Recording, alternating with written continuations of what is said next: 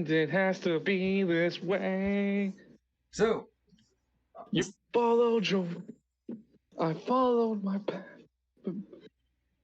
whoops, wrong one. So, our first cutscene will have to take place before Black Nebula appears. This is Black Nebula with Plutaris, returning back from talking with Desiderus the few weeks earlier, and they have been attempting to slowly but surely get what is out of Juniper's head about Squad Zero. Plutaris trying to be more straightforward and crass with his threats, whereas Black Nebula begins to wane and loses patience on Juniper as he's trying to figure out he's trying to figure out where exactly Lance lives, because she would know if she's part of Squad Zero. He reasons. Finally, he gives up and just opens a portal that kind of suffocates Juniper's mouth and face until it covers her face like a purple mask and makes her speak words that are true against her will. Plutaris already been to Lance's house, but now has the location. I mean, he already flew over there because he was pissed off at Lance, I remember. But he wasn't exactly like paying attention to where he was. You ever drive angry and just wind up to your favorite like place? Maybe not drive, but like maybe walk or take a bus. You weren't really sure how you got there because you were really mad. That's the equivalent of Plutaris. He has like trains for wheels because he can fly. No, trains for feet because he can fly. Um, but yeah, Plutaris now understanding exactly Lance is at West Bay. Black Nebula looks over at what's it called? Plutaris looks at Black Nebula, and Black Nebula gives him the okay to go over to pay Lance's house a visit. With that, he removes the ooh, he removes the portal off of Juniper's face and slips into the portal himself as he disappears to fight Lance and the group at the actual place, with the portal slowly disappearing behind him afterward.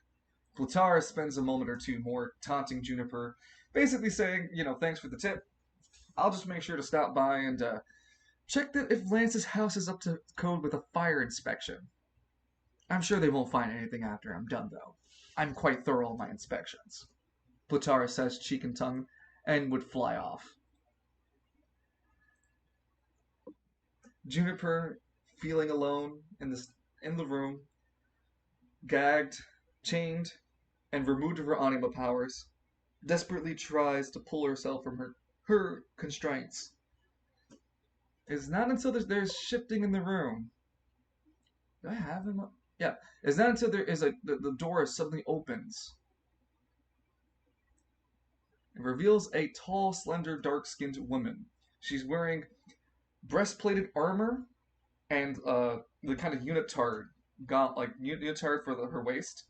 She carries a shield on her hip and a sword on her other hip, and she looks inquisitively at Juniper. Oh no, she mutters out loud. What's this time? And that cutscene ends. Feed the rabbit.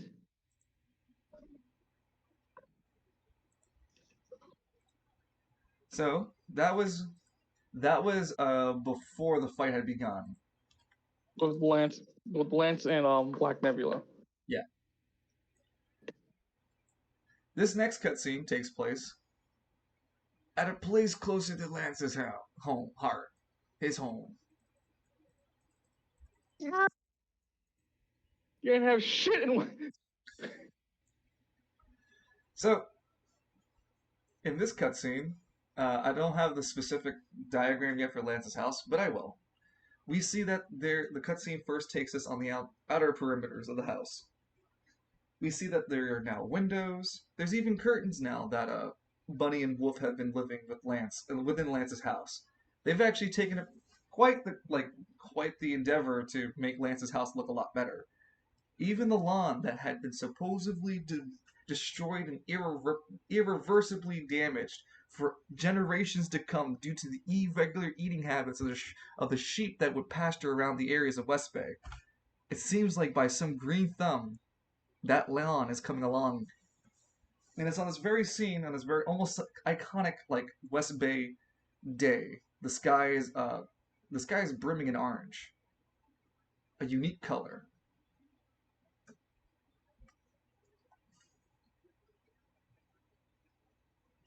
Sorry, taking a smoke.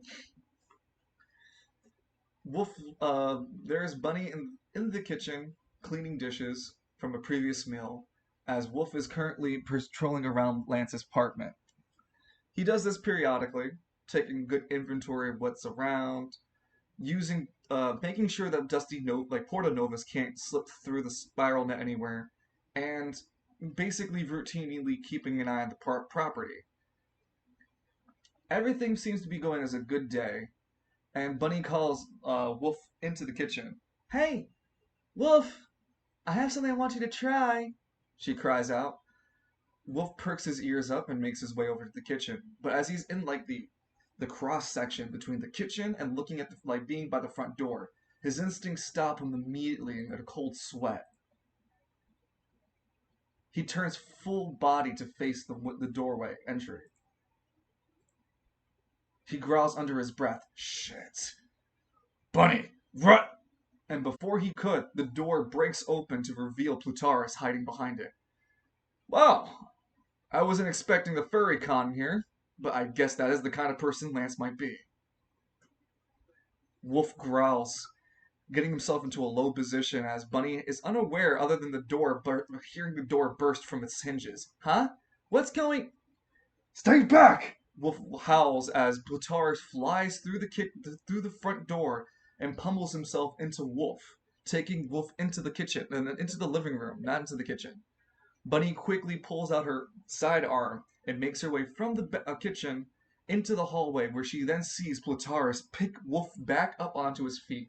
And before he can deliver another blow, Wolf dodges under this attack, gives an uppercut to Plutaris that pushes him away.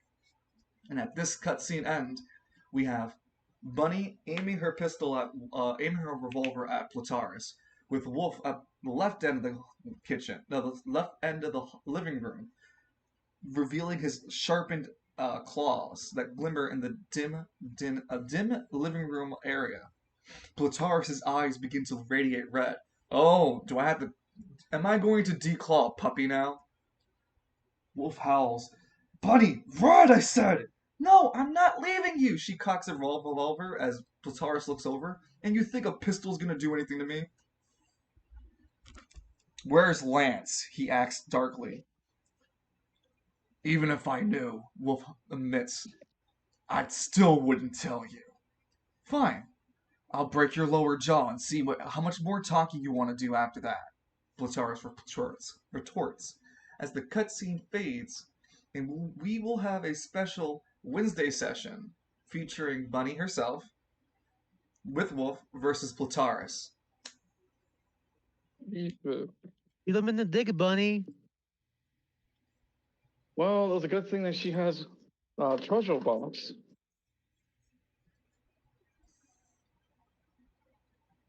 Yes, humiliate Plutaris, who just uses embarrassing memories and destroy him.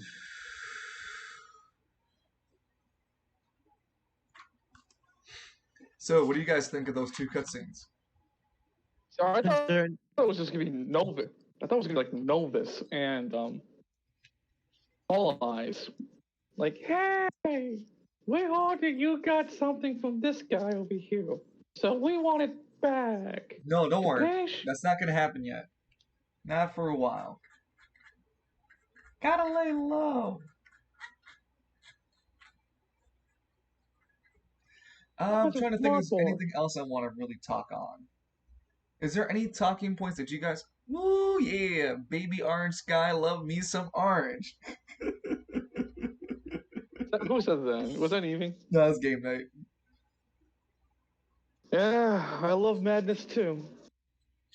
So how do you guys feel about the current developments? CERN.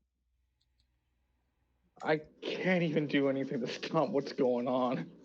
It's my fucking place too. Fuck. And honestly, from a GM perspective, I did not think I was gonna write myself to where my my PC insert would have to fight the final boss.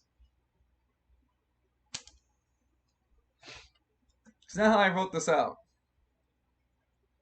This part where you pull out your new anima, rewrite the story, and just spank them.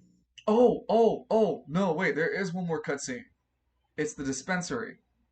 It was going to happen later in the sessions, but I'm realizing I put a lot more time into the sessions and really need to make sure I get on that 3 hour mark to, to peacefully handle everyone's time frame. But I forgot to mention this cutscene for the dockside, as it would be on the Wednesday that they start to see more and more hyenas appear every morning for the next few weeks. Like they would wake up and see people just like standing 2 or 3 blocks away from their like the dispensary and just see people wearing hyena masks. And any attempt to like chase at them results in them fleeing. But then the further ones kind of trying to surround whoever's chasing out those hyenas. They're basically trying to taunt whoever they can out of position. Every so often they get brave enough to get a block or two like a block closer. It'd be the periodic bullet that no, it'd be, well, I mean 33 shots works pretty uniquely. That's the name of Honey Doll's no, I think yeah, I called her Honey Dollness.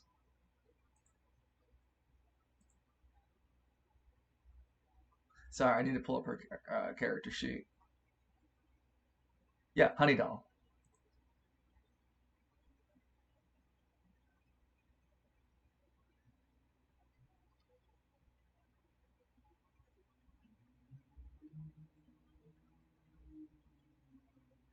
Oh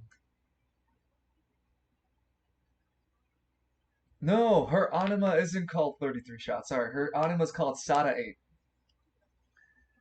But her anima allows her to use what's it called? Her anima allows her to use specifically any firearm projectile bullet she wants from her specific gun. So she can use any caliber. What's it called again? Sada Ape. Sada Ape? Yep, Sada, Sada Ape. Okay. And has the ability to use any bullet caliber with any gun.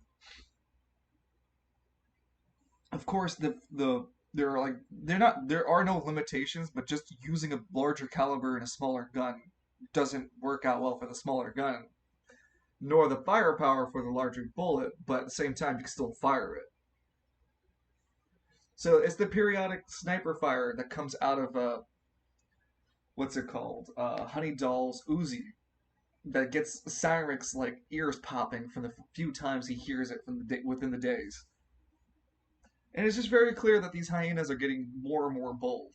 And with this cutscene, I reveal to you, Cyric, that you're the his minor interest for this month is going to be a direct clash with these hyenas. Well, he looks like he's gonna become animal control now. Indeed. He's gonna have so many hyena puffs by the time this is over. We're gonna come back to Cyric, and he's gonna have like the head of a large hyena on his left shoulder, and the and the body of it on his right shoulder, just to cover him. Yep. All right. Guys, like my new blanket.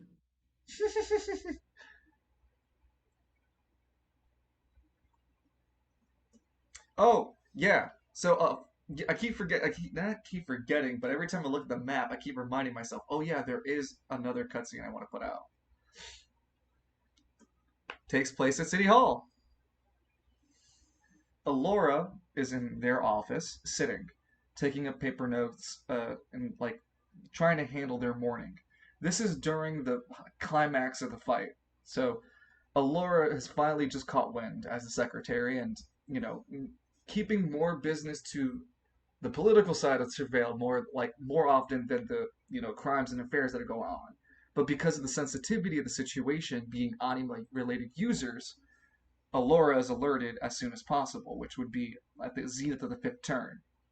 So Alora now is aware that there's the Anima situation going on and directly requests that Squad Zero be active, deployed actively.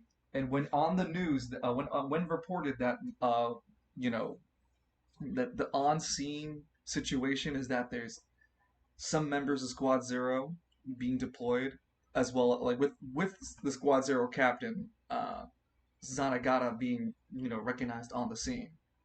So Olora then shifts their attention to trying to help mitigate the damage spread of any future incursions of other anima users wanting to cause and use their powers in similar fashion. Before they can get to doing that, though, they hold their head and just feel the migraine and pain that is not looking at the Simrelis. They pull out a stopwatch and stop it. It marks 5 hours, 18 minutes, 27 seconds. They open the drawer and look at the Simrelis, and the sensation of Umbrellas, it. not even once. The Simrilis, the mere light of it just illuminates their face and energy and brings back the youthfulness that has been lost simply by the stress of not looking at it. It's in this near trance that Alora barely notices Alejandro enter. I need to ask you something. The large and impressive demon appears itself. Well, not demon, so the large and impressive horned minotaur man appears. Alora turns back. Jesus! Knock! I need to put a bell on you. No, no, no, no. You can't talk for Alora. You may talk as Alejandro, but not Alora. Alora lifts their head up from the counter, no, from the cabinet. Alejandro clearly saw the light that came from the Simrilis, but chooses not to say anything of it. Alora looks rather annoyed. Have you not heard of knocking before entering? What is it that's so pressing for you, Alejandro? You have to understand, he intones. I have come here to help secure Travail and make it be safe. And I hear from the police reports that are from the Heroes League's own network that we have an anima situation going on. Yes, we do.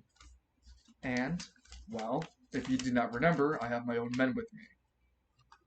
Sorry, hold on a second. I have notes, but I forgot where I put them. These two. Here they are. Sorry. Doyle, 90s. The running 90s. Two men appear again. On both of his partners appear again. Oh god, I need their tokens. I'll write that down. But both of his partners appear from the Heroes League. So he's a sentinel. He leads members in the Heroes League, which is Alejandro is the leader. This guy. He leads a speedster who wears a black and white monotone outfit. There are 9 notches that appear like arrows going downward on his legs and like on his thighs to legs, and he has monochromatic goggles. He looks like a black and white Flash. And then on his left side, there is this really apathetic looking man. I mean, he looks like a tired cowboy. Another cowboy in our plot. And his name is Doyle. Yeah, I'm here, Captain. Clunky, mate. What's all the hubbub? Just chilling out in the other room with my Vegemite sandwich. And all of a sudden, here I am. Running 90s, here to report for duty. What we're going for, Captain? Good. I'm glad to see that both of you are ready for action. Alora, I will deploy my men to go help out in that situation down the lower district. Running 90s. How fast can you get there? Psh. Running at 60s? Easy. I can be there in a flash. Take Doyle with you. I will be here to help guard City Hall. At the top of turn 6, Doyle and Running 90s will appear in the fight. Fucking Christ, no. Running in the 90s. There's gonna be a huge misunderstanding. What makes you think that? Alejandro walks out of Alora's office to give Alora their space, but looks over at Doyle and 90s. Remember the plan. Take out Lance McKinley and any of the Squad Zero mates. Blame it on the other Anima users. 90s, take out any surveillance. We'll do a media blackout if we need to. 90s and Doyle's nods as 90s runs off with Doyle in his arms. Come on, baby boy. It's time to deliver the cargo in the lower Treville district. And 90s runs off with Alejandro's instructions. Boss, I didn't think they were part of the plan, but now they are part of the plan. But you can't. I thought that. You can't Yeah, of act course like I you can't know. metagame. Yeah. Yeah, I can't act like a meta in that game. But I was gonna say shit. See, I thought there was just gonna be a giant misunderstanding between the two groups. Oh hey, Black Nebula's almost dead in front of Lance. How the fuck did that happen?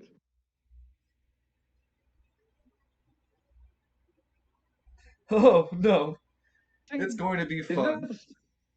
Isn't that the same time when both Loon and Alston and No, those two are paying to get driven faster. And funny enough, Edmund would be able. Well, I mean, Anatar is going to be behind at this point.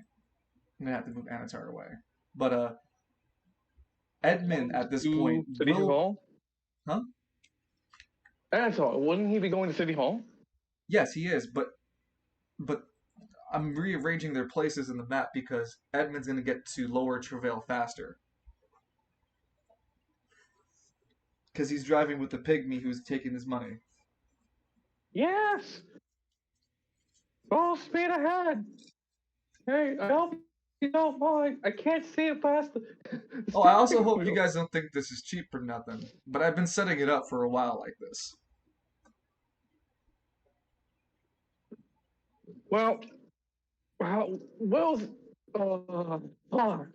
Will's fucking, Will's Father Falcone's HP and AP at? I'm sure he's topped off by me. No, I kept topping him off. You healed him, but not temporary. Temporary is different. Yeah, no, temporary is different. I'm saying AP and HP wise. Yeah, AP wise he should be pretty topped off, but HP wise, I think he's okay. He went back into his demon form though. And you two are just finishing it up, trying to finish off Desideris and let me actually move the camera back so I can show the current fight. Lance is at the Morphe Black Nebula. No, I think it's a little bit more different than that. Well, I pummeled him down, but I'm stunned and I am exposed. I can't do anything. Even if he tries to do a check on me, I can't stop that from happening. Mecto Amor is still kicking and has Alexandria. Black Nebula doesn't want Desideris to get killed right here. Kind of a valuable asset of a fucking person that's under his control, not to die. Black Nebula, if I didn't make it clear from the last session, but then I'll make it clear now, and it'll be, still in the future session, that Black Nebula is willing to trade Alexandria's life for Desideris. But be rest assured, if the deal isn't made, Mecto Amor will kill Yanagata.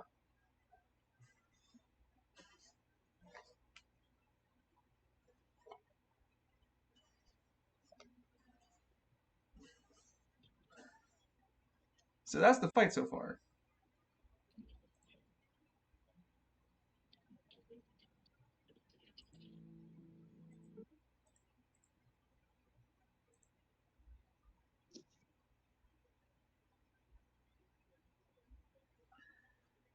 No, yeah, we also forgot the most important thing. Father Nero fucking crit Black Nebula by stabbing him with the bayonet. That was a great Yeah. moment.